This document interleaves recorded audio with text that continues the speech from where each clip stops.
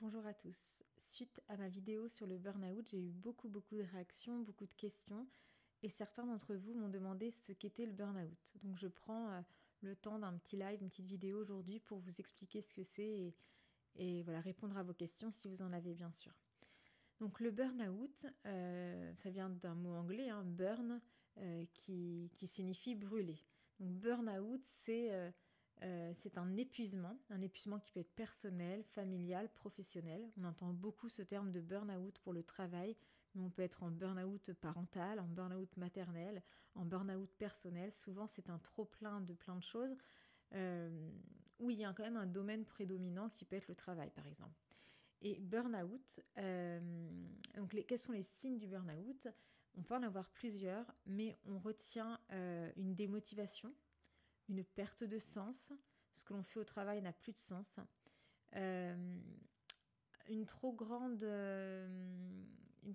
quantité de travail qui génère un surmenage, un épuisement, parce qu'on n'a pas la possibilité, la capacité de pouvoir répondre aux demandes qui nous sont faites, et on s'épuise à vouloir être sur tous les fronts. Donc ça, voilà, la grande quantité de travail qui génère beaucoup d'épuisement. On retrouve aussi la placardisation, hein, quand on se sent placardisé, ou même s'il y a des nuances, qu'il y a le burn-out, brown-out et bore-out. Alors le brown-out, c'est quand justement les missions, elles sont floues et on ne sait pas vraiment ce qu'on a à faire, donc c'est un peu le flou. Et bore-out, c'est quand on s'ennuie. En fait, on a au contraire pas assez de travail ou on est placardisé. Mais peu importe, on va pas tout détailler aujourd'hui. En tout cas, voilà, le burn-out, on retrouve une grande fatigue, beaucoup de stress peuvent avoir des symptômes physiques comme des problèmes digestifs, mal de dos, de la tachycardie, angoisse, anxiété, chercher à combler par l'alimentation. Mais attention, parce que les signes, ça, on peut retrouver ça dans plein d'autres choses et c'est pas du burn-out. Donc, en tout cas, un mal-être physique, une grande fatigue, des difficultés à dormir, le sommeil est vraiment ce qui ressort souvent.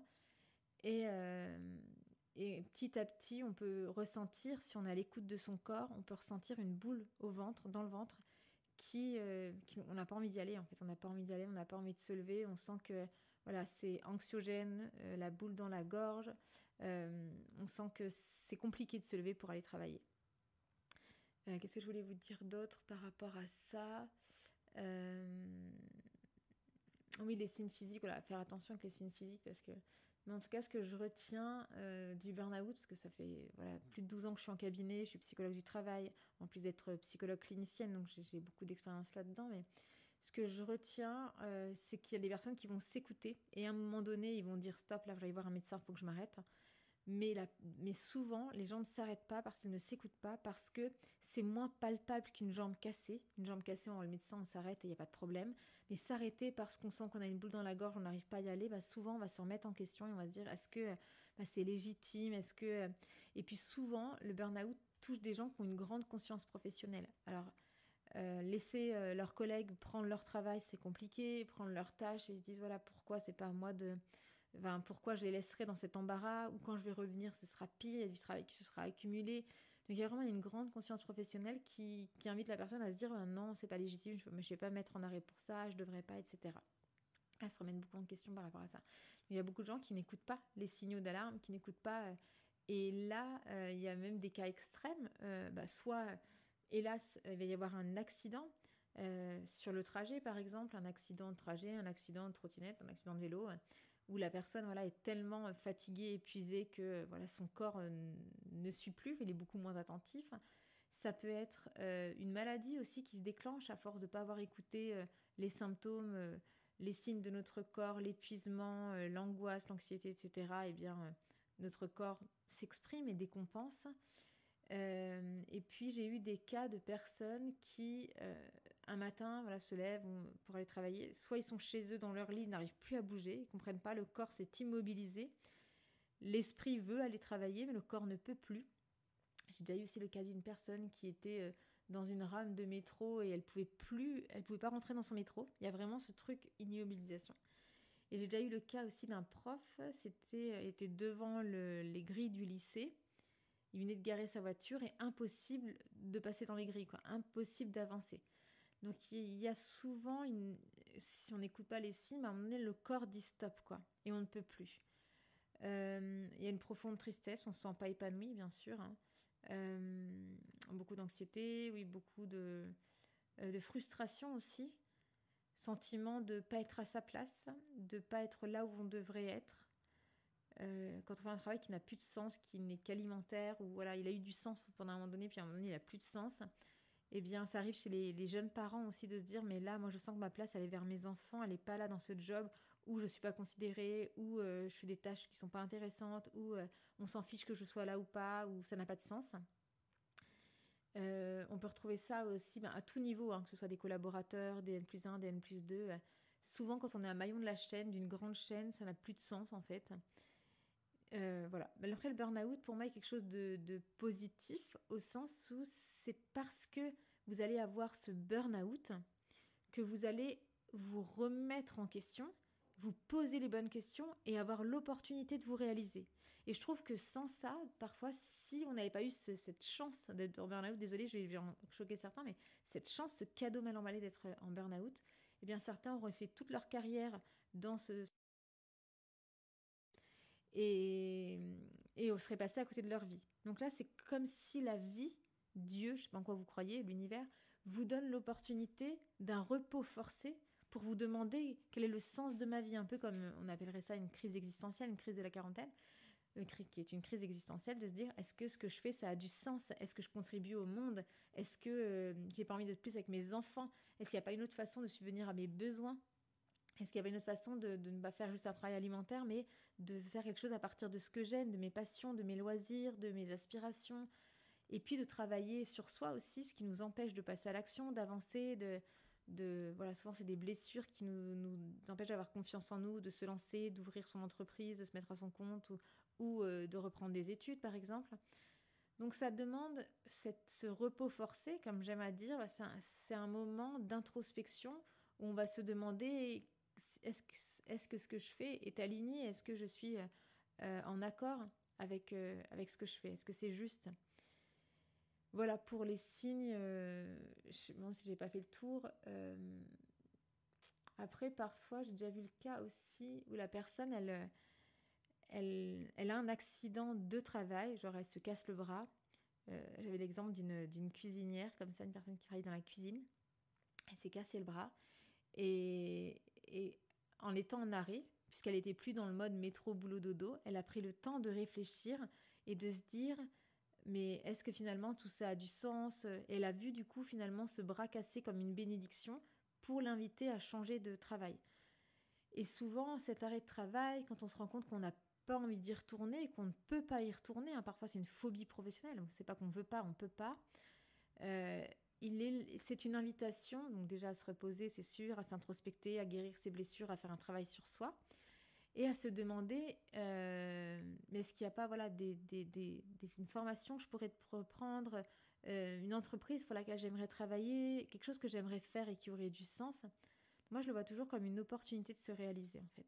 C'est comme si, aujourd'hui, si vous avez ce burn-out, alors soit c'est le métier qui ne convient pas, soit c'est pas le métier, mais c'est le travail, enfin l'institut dans lequel vous travaillez, l'entreprise, soit c'est le service qui ne vous convient pas, soit c'est la tâche qui ne vous convient pas. Donc c'est à vous de regarder, est-ce que c'est mon métier? Je me suis totalement plantée le métier. Là, j'avais l'exemple d'une kiné. Le problème n'était pas le métier. Hein. Le métier, elle aimait être kiné, mais c'était être kiné dans cette structure qui ne lui convenait pas. Avec ses horaires, avec ce public. Voilà, des fois, ça peut être juste un problème de public aussi. Donc, c'est vraiment vous demander qu'est-ce que ce burn-out est en train de dire sur moi? Qu'est-ce qu'il est en train de m'apprendre, de m'enseigner? Et voilà, être bien accompagné, bien sûr. Donc, voilà, un médecin qui va vous suivre. Parfois, s'il le faut, un traitement. Il n'y a pas de problème, voilà, si c'est nécessaire de prendre un traitement et puis de faire un travail sur soi. Alors, ça peut être en thérapie, hein, en psychologie, bien sûr. Et puis, voilà, de laisser l'inspiration venir, parce que quand on est dans le mode métro, boulot, dodo, et je crois que j'ai déjà dit dans une autre vidéo, eh bien on n'a pas le recul nécessaire pour savoir ce qu'on veut, les jours se défilent et se ressemblent, Alors que quand on s'extrait un petit peu de ça, pas pour juste être en vacances et pour être en arrêt, que les autres sont en mouvement et que nous, on est seul face à soi, bon, déjà, la première des choses, c'est se reposer, hein, prendre ce temps pour, si on a besoin de glander en pyjama toute la journée, on peut le faire, pas de problème. Et puis, petit à petit, peut-être en regardant un film, en lisant un livre ou en faisant une rencontre, en allant au marché, et ben, écouter un petit peu l'histoire des gens et se dire, bah, tiens, là, il me reconnecte à quelque chose que j'ai toujours voulu faire, j'ai toujours voulu écrire un livre, j'ai toujours voulu peindre, j'ai toujours voulu reprendre des cours de chant, voilà, écouter un petit peu les trucs, même si pour la société, ça n'a pas de sens, c'est pas utile, voilà, ok, on va reprendre des cours de peinture, en quoi c'est un avenir professionnel. N'écoutez pas, ne cherchez pas à tout de suite monétiser les idées que vous avez, mais vous dire plutôt, tiens, j'écoute l'inspiration que j'ai eue et peut-être que cette inspiration va amener quelque chose d'autre. Donc voilà, souvent un burn-out, moi je dis que l'arrêt il est rarement de moins de 3 mois. 3 mois c'est le minimum parce qu'il y a des petits burn-out, des petits surmanages, des petites choses et il y a des réajustements qui peuvent être faits rapidement dans l'entreprise, dans le service, etc. Mais c'est souvent minimum 3 mois et voilà, et maximum, il n'y a pas de maximum quoi, ça peut être assez long. Même si j'ai envie de dire, je dirais moi quand même maximum 18 mois, 24 mois, c'est-à-dire qu'après à un moment donné, c'est peut-être plus un arrêt ce qu'il faut, mais euh, mettre des choses en place. Le risque aussi, c'est pour certaines personnes, et je l'ai déjà vu, de rester dans cet arrêt de travail qui est un peu comme une planque et de ne pas retourner dans le monde du travail parce qu'on a été refroidi, échaudé, parce qu'on a eu peur, parce qu'on s'est senti mal et de se dire si je retourne dans un autre travail, ça va être pareil.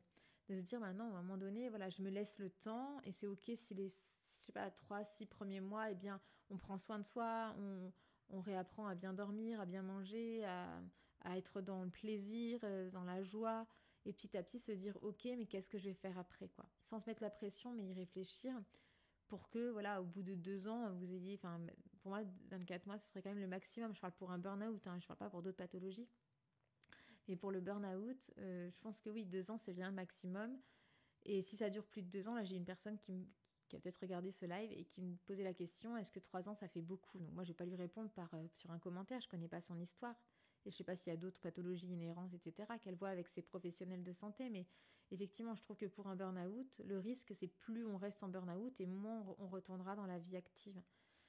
Et, et voilà, je pense que c'est ce que je voulais dire. N'hésitez pas si vous avez des questions. Je sais pas si je peux voir si vous avez mis des questions ou pas. J'ai pas l'habitude de faire des lives.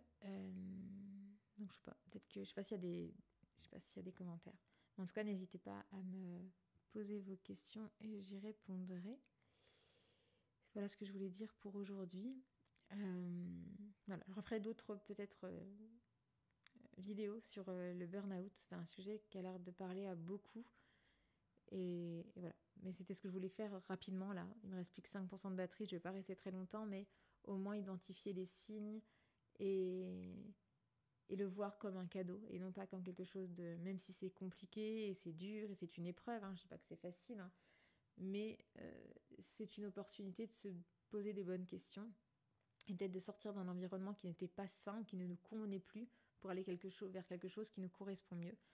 Et moi, j'ai toujours que le burn-out, c'est l'oubli du divin. C'est l'oubli que nous sommes des êtres divins. Et on l'a tellement oublié qu'on se contente d'un travail alimentaire où on ne nous respecte pas, où on n'est pas reconnu, où on fait quelque chose qu'on n'aime pas trop parce qu'on a l'habitude de faire ça, parce que c'est à côté de chez nous, parce que c'est pratique, etc. Ou parce que c'est une bonne planque, parce qu'on a la sécurité de l'emploi, entre guillemets, sécurité. Et je perds le fil de ce que je voulais vous dire. Oui, c'est l'oubli du divin et que justement, le burn-out, c'est l'occasion de se reconnecter à qui nous sommes, à ce que l'on veut, à ce qu'on est venu faire sur Terre, à notre mission de vie et l'opportunité de se réaliser. Parce que le but d'une vie, c'est de se réaliser, donc de faire ce pourquoi on est sur Terre, ce qui nous anime, ce qui, à la fin de notre vie, quand on se demandera, quand on regardera notre vie, qu'est-ce que vous avez envie de vous dire? Est-ce que vous avez envie de vous dire, je regrette plein de choses, j'ai pas osé, je me suis fait chier dans un job qui me plaisait pas? Ou est-ce que voulez-vous dire, je me suis réalisée, j'ai posé ma pierre à l'édifice de l'humanité, je me sens totalement alignée avec ce que j'ai fait, voilà. Pour moi, le burn-out, il sert à ça. Je vous souhaite une très belle fin de journée et je vous dis à bientôt.